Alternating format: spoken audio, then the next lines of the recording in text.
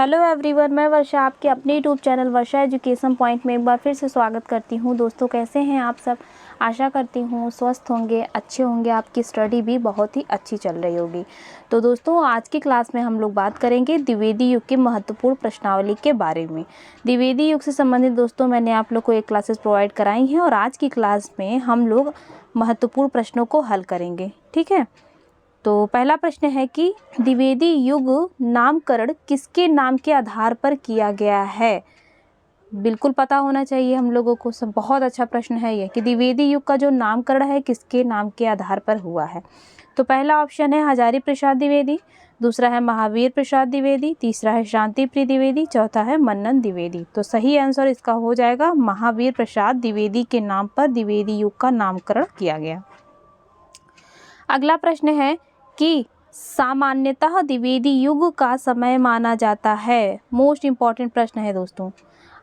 अब देखिए, इसमें तो सारे ईस्वी में दिए हुए हैं। आप लोग को ये करना है कि पूरा आदि काल, भक्ति काल, रीति काल से लेके आधुनिक काल तक का पूरा ईस्वी और संवत दोनों में याद रखिएगा। ठीक है, तो पहला ऑप्शन है सन 1900 से 1918 ईस्वी, दूसरा है सन 1900 से 1924 ईस्वी, तीसरा है सन 1903 से 1918, चौथा है सन 1868 से 1900 ईस्वी। ठीक है, तो सही आंसर इसका जो है दोस्तों हो जाएगा 1900 से 1918 ईस्वी। द्विवेदी युग को जागरण सुधार काल किसने कहा है? देखिए कितने अच्छे अच्छे प्रश्न हैं। चैप्टर वाइज अगर प्रश्नावली सॉल्व करते हैं हम लोग दोस्तों तो काफ़ी बेनिफिट होता है, क्योंकि पढ़ने के साथ साथ उसी चैप्टर का अगर महत्वपूर्ण प्रश्न हम लोग हल कर लेंगे, ताकि जब इकट्ठा अगर करेंगे ना तो बहुत सारी चीज़ें याद रहेंगी और रिवाइज भी होता चला जाता है। तो प्रश्न है द्विवेदी युग को जागरण सुधार काल किसने कहा है? पहला ऑप्शन है डॉक्टर बच्चन सिंह, दूसरा है मिश्र बंधु, तीसरा है नंद दुलारे वाजपेयी, चौथा है डॉक्टर नगेंद्र। तो इसका सही आंसर हो जाएगा दोस्तों डॉक्टर नगेंद्र। द्विवेदी युग को जागरण सुधार काल नाम किसने कहा है? डॉक्टर नगेंद्र। ठीक है, चौथा प्रश्न है कि इनमें से कौन द्विवेदी युग का कवि नहीं है? मोस्ट इंपॉर्टेंट, चाहे वो भारतेंदु युग हो, चाहे द्विवेदी युग हम लोग पढ़ रहे हैं, चाहे छायावाद या छायावाद उत्तर, ये तो जान लीजिए पूछता ही है, तो इसको तो बहुत ज़्यादा याद रखने की ज़रूरत है। ठीक है, तो आप लोग मुझे काम है कमेंट करके बताइएगा, किन्हीं दो भारतेंदु युगीन कवियों के नाम बताइएगा, भारतेंदु हरिश्चंद्र जी को छोड़ के। ठीक है, दो कवियों के नाम भारतेंदु युग के। तो ये हम लोग प्रश्न कौन सा सॉल्व कर रहे हैं कि इनमें से कौन द्विवेदी युग का कवि नहीं है? पहला है अयोध्या सिंह उपाध्याय, हरिऔध हैं, और सोहन लाल द्विवेदी दूसरा ऑप्शन है, तीसरा है राम नरेश त्रिपाठी, चौथा है मैथिली शरण गुप्त। तो इसमें पूछा है दोस्तों कि द्विवेदी युग का कवि नहीं है, तो सोहन लाल द्विवेदी नहीं है, बाकी जो है ये अयोध्या सिंह उपाध्याय, राम नरेश त्रिपाठी, मैथिली शरण गुप्त द्विवेदी युग के कवि हैं। अब ये देखिए, ये भी प्रश्न बहुत अच्छा है कि इतिवृत्तात्मकता किस काव्य युग की प्रमुख विशेषता है? Most important. पहला ऑप्शन है भारतेंदु, दूसरा है छायावाद, तीसरा है द्विवेदी युग, चौथा है शुक्ल युग। तो इसका सही आंसर हो जाएगा द्विवेदी युग। ठीक है, जैसे कि समस्या पूर्ति थी ना भारतेंदु युग की प्रमुख विशेषता, उसी प्रकार से द्विवेदी युग की प्रमुख विशेषता है इतिवृत्तात्मकता। ठीक है दोस्तों, अगला प्रश्न है कि भक्ति काल में गृहस्थ जीवन का जैसा सुंदर चित्रण सूरदास में मिलता है वैसा ही आधुनिक काल के किस कवि में मिलता है? इम्पॉर्टेंट कर लीजिए, क्योंकि कथन टाइप के प्रश्न हैं। पहला ऑप्शन है हरिऔध, दूसरा है मैथिली शरण गुप्त, तीसरा है निराला, चौथा है रत्नाकर। तो इसका जो सही आंसर जो है हो जाएगा दोस्तों मैथिली शरण गुप्त। ठीक है, भक्ति काल में गृहस्थ जीवन का जैसा सुंदर चित्र सूरदास में मिलता है वैसा आधुनिक काल के किस कवि में मिलता है? मैथिली शरण गुप्त। अगला प्रश्न है कि अच्छा देखिए, फिर यही रिपीट हो गया, द्विवेदी युग के संपूर्णतः प्रतिनिधि कवि कौन है? मोस्ट इंपॉर्टेंट प्रश्न। देखिए, ये इसका कीवर्ड है प्रश्न का। द्विवेदी युग के संपूर्णतः प्रतिनिधि कवि हैं श्रीधर पाठक, हरिऔध, मैथिली शरण गुप्त या इनमें से कोई नहीं। तो इसका जो सही आंसर हो जाएगा दोस्तों वो हो जाएगा मैथिली शरण गुप्त। ठीक है, अगला प्रश्न है कि द्विवेदी युग के सर्वश्रेष्ठ प्रगीतकार माने जाते हैं। देखिए, द्विवेदी युग के सर्वश्रेष्ठ प्रगीतकार माने जाते हैं रूप नारायण पांडे जी, लोचन प्रसाद पांडे, मुकुटधर पांडे या इनमें से कोई नहीं। तो इसका सही आंसर हो जाएगा दोस्तों मुकुटधर पांडे द्विवेदी युग के सर्वश्रेष्ठ प्रगीतकार माने जाते हैं। आप लोग एक काम कीजिएगा, जैसे ये देखिए सर्वश्रेष्ठ प्रगीतकार, संपूर्णतः प्रतिनिधि, ये सब जैसे ये देखिए ये वाला कथन है ना। अब ये देखिए भक्ति काल में गृहस्थ जीवन का जैसे सुंदर चित्र सूरदास में मिलता है आधुनिक काल में। तो ये सब ना आप लोग एक तरीके से ना शॉर्ट नोट्स में फैक्ट की तरह लिख दीजिए, ताकि रिवीजन जब करें फटाफट एक तरीके से सेंसरी जो है टाइप से देख लें आप लोग जल्दी। तो ये सब जो है दोस्तों भूलता भी बहुत तेज़ी से है, ठीक है। तो हो गया। अगला प्रश्न है कि अयोध्या सिंह उपाध्याय हरिऔध को प्रिय प्रवास के लिए अयोध्या सिंह उपाध्याय हरिऔध को प्रिय प्रवास के लिए कौन सा पुरस्कार मिला था? मंगला प्रसाद पारितोषिक पुरस्कार, ग्रैमी अवार्ड, साहित्य अकादमी या नेहरू पुरस्कार? तो इसका सही आंसर हो जाएगा दोस्तों मंगला प्रसाद पारितोषिक। अगला प्रश्न है कि द्विवेदी युगीन कौन सा ग्रंथ ब्रज भाषा की श्रेष्ठ काव्य परंपरा के स्मारक के रूप में स्मरणीय है? मोस्ट इम्पॉर्टेंट है। द्विवेदी युगीन कौन सा ग्रंथ ब्रज भाषा की श्रेष्ठ काव्य परंपरा के स्मारक के रूप में स्मरणीय है? पहला ऑप्शन है प्रिय प्रवास, दूसरा है उद्धव शतक, तीसरा है गंगा अवतरण, चौथा है बिहारी रत्नाकर। तो इसका सही आंसर हो जाएगा दोस्तों उद्धव शतक। क्लियर।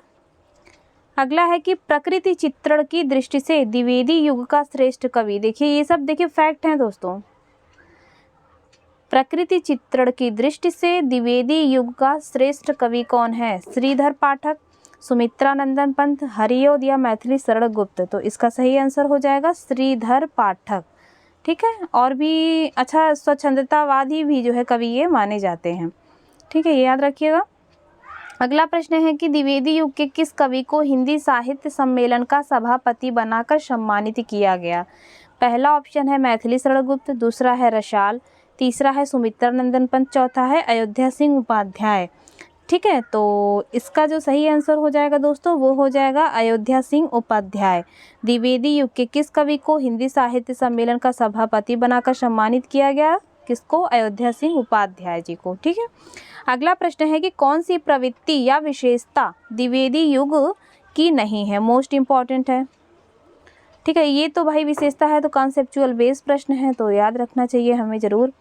इसमें पूछा है कि कौन सा नहीं है। प्रश्न को भी जो है दोस्तों आप लोग कंप्लीट पूरा पढ़िएगा, वरना गलत होने के चांसेस इसमें रहते हैं नहीं और हैं में, ठीक है। तो पहला है ऑप्शन राष्ट्रीय भावना, दूसरा है नीति और आदर्श, तीसरा है इतिवृत्तात्मकता, चौथा है मार्क्सवादी चिंतन। तो इसका जो सही आंसर हो जाएगा वो हो जाएगा मार्क्सवादी चिंतन जो है द्विवेदी युग की विशेषता नहीं है। बाकी राष्ट्रीय भावना, इतिवृत्तात्मकता, नीति और दर्शन द्विवेदी युग की विशेषता है।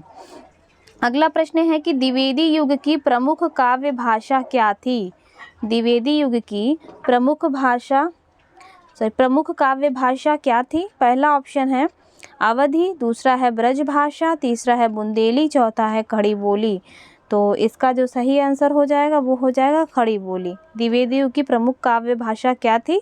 वह थी खड़ी बोली, ठीक है। अगला प्रश्न है कि राष्ट्र कवि की उपाधि किसे दी गई है? राष्ट्र कवि की उपाधि किसे दी गई है? तो पहला ऑप्शन है मैथिली शरण गुप्त, दूसरा है बालकृष्ण शर्मा, तो तीसरा है भारतेंदु, चौथा है श्रीधर पाठक।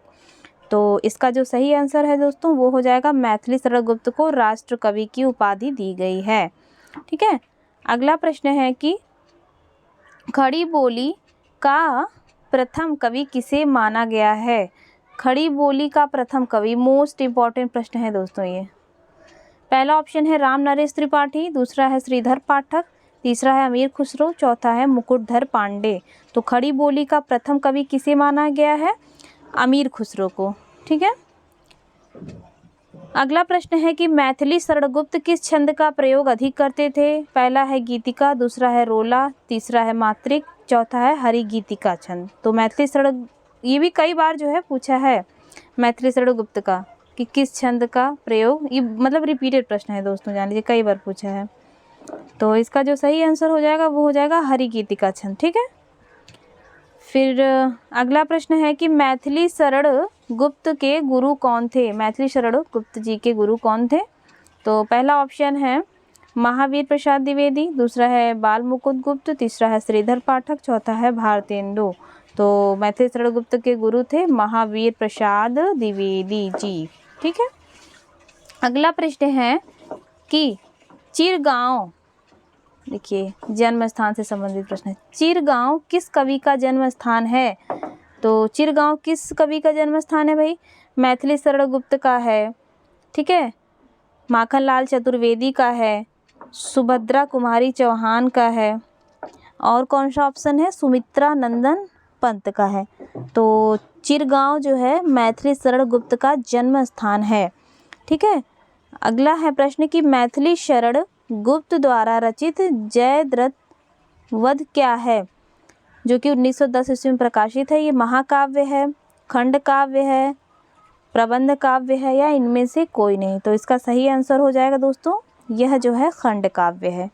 अगला प्रश्न है, देखिए बहुत अच्छे प्रश्न हैं दोस्तों, बहुत ही ज़्यादा अच्छे।